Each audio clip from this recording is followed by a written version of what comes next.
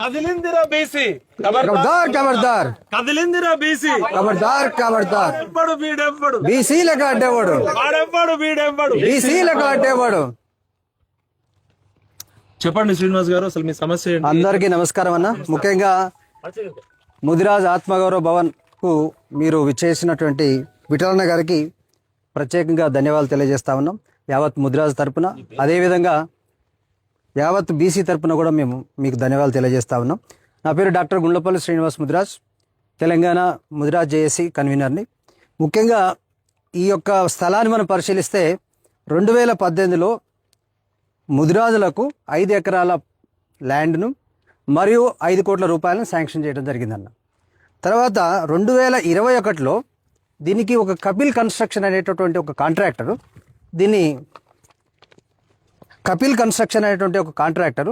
దీనిలో టెండర్ వేసి పనులు చేయటం జరిగింది.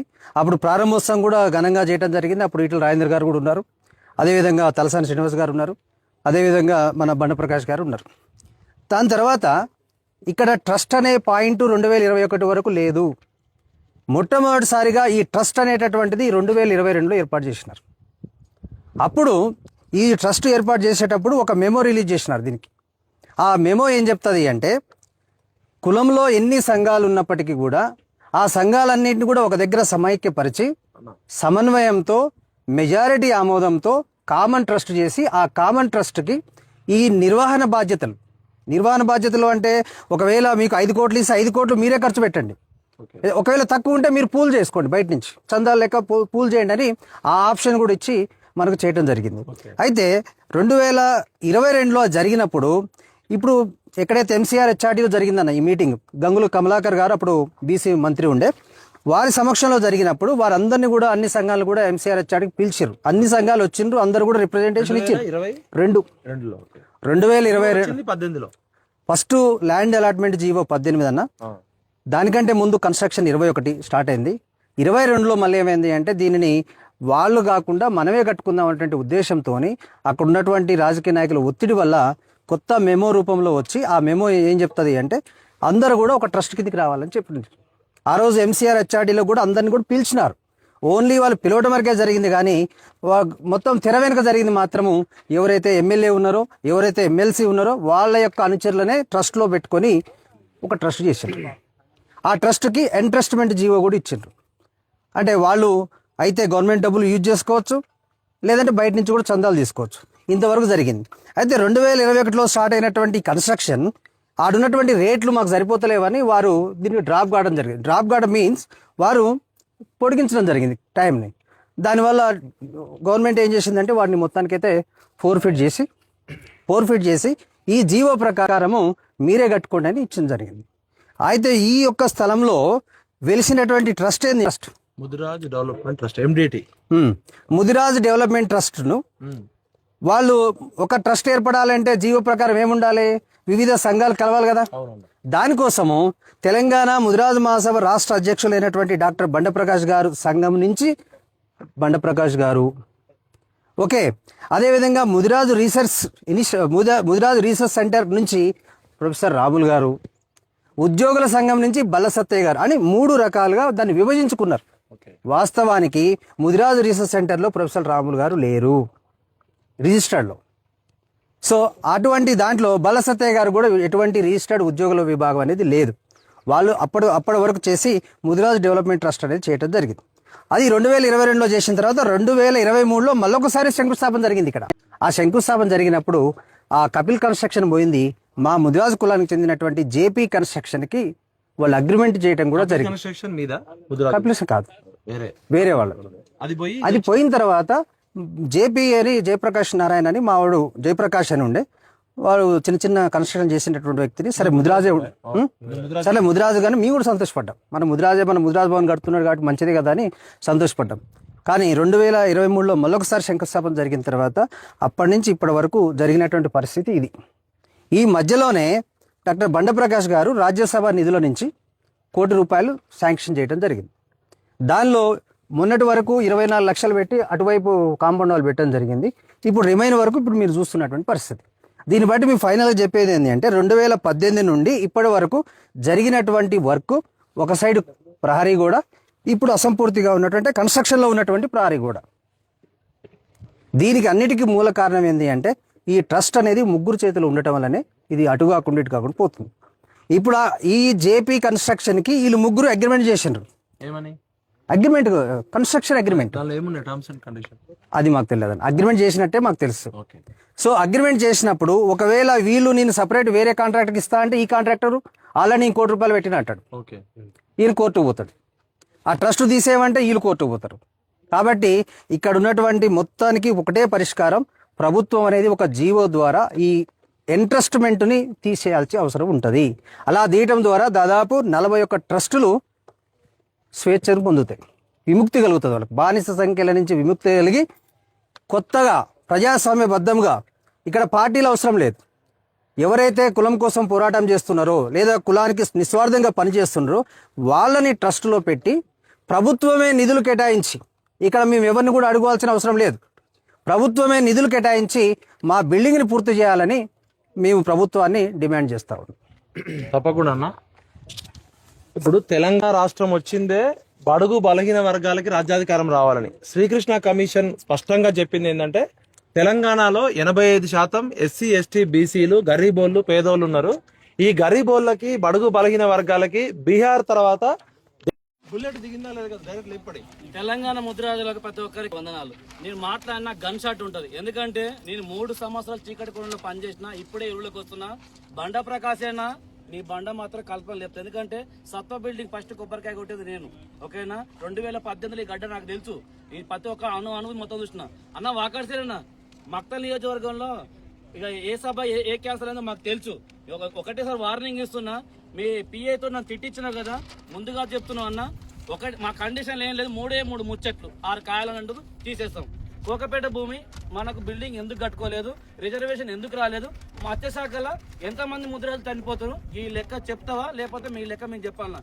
బండ ప్రకాశ్ అన్న, వాకర్సేర్ అన్న, బొర్ర జ్ఞానేశ్వర్ అన్న, ఇంకో అద్భుతమైన ఒక మాట, డిఎల్ పండ్ అన్న జర కొద్దిగా ప్లీజ్ అన్న.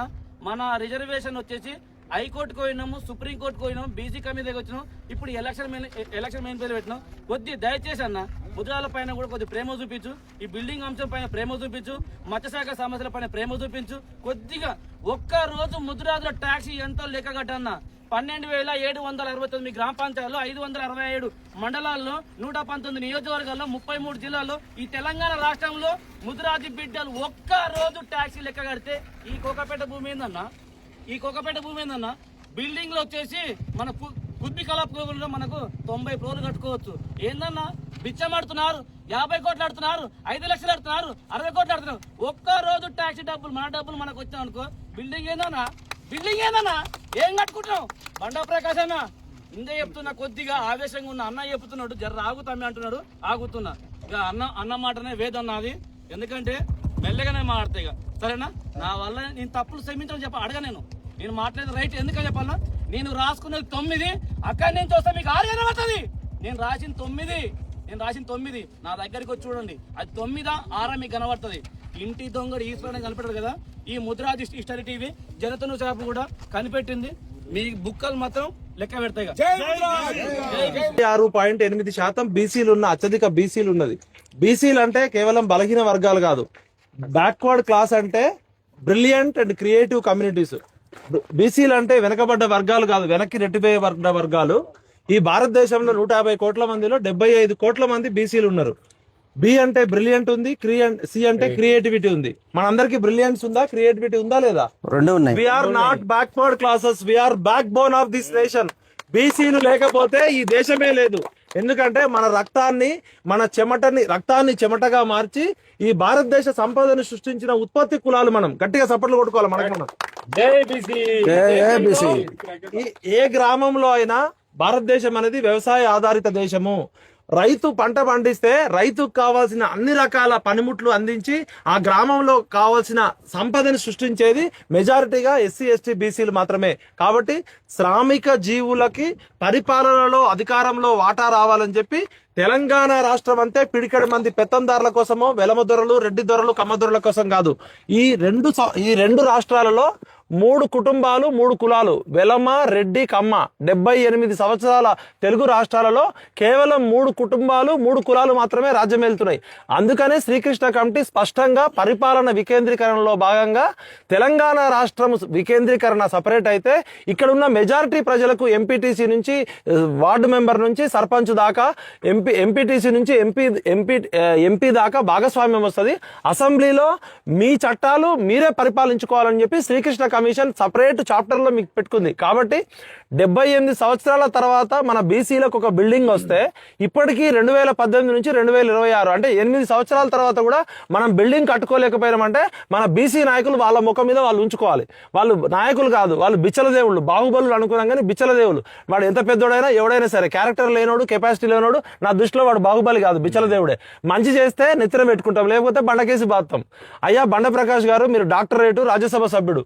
2018లో వస్తే మన వెనక జరగని కురుమ సంఘం బిల్డింగ్ వచ్చింది. వాళ్ళకి వీళ్ళకి సేమ్ వచ్చింది కదా. మరి మన గొల్ల కురుమ సోదరులు సేమ్ బిల్డింగ్ కట్టుకున్నారు, నారాయణ కాలేజీ ₹1 కోటి రెంట్కి ఇచ్చుకున్నారు. ఇంకో దగ్గర అదేంటి ఓపీఎస్ బిర్లా స్కూల్ 26 లక్షలు రెంట్ తీసుకుంటున్నారు. మరి మనం ఎందుకు వెనకబడ్డాం? అయ్యా ఈటల రాజేందర్ గారు, మీరు మా అందరికీ బీసీలందరికీ పెద్ద మనిషి, తెలంగాణలో నెంబర్ 2 నాయకుడు ఉన్నారు. కనీసం ఈ సమస్య పరిష్కరించడానికి మీరు ఎందుకు చొరవ తీసుకోలేదు? మీరు నాకు అన్న లాంటి వాళ్ళు, నాకు పర్సనల్ గా చాలా విషయాల్లో బెయిల్ ఇప్పించారు. నేను ఇమీడియట్ గా ఈటల రాజేందర్ అని బండ ప్రకాష్ రిక్వెస్ట్ చేస్తున్నా, మీరు ఎక్కడికి రమ్మంటే అక్కడికి వస్తా. ఒక జర్నలిస్ట్ గా నిజం సత్యమే విజయతే. వీళ్ళు చెప్పే దానిలో నాకు బాధ కనబడుతుంది, ఆవేదన కనబడుతుంది, సత్యం కనబడుతుంది.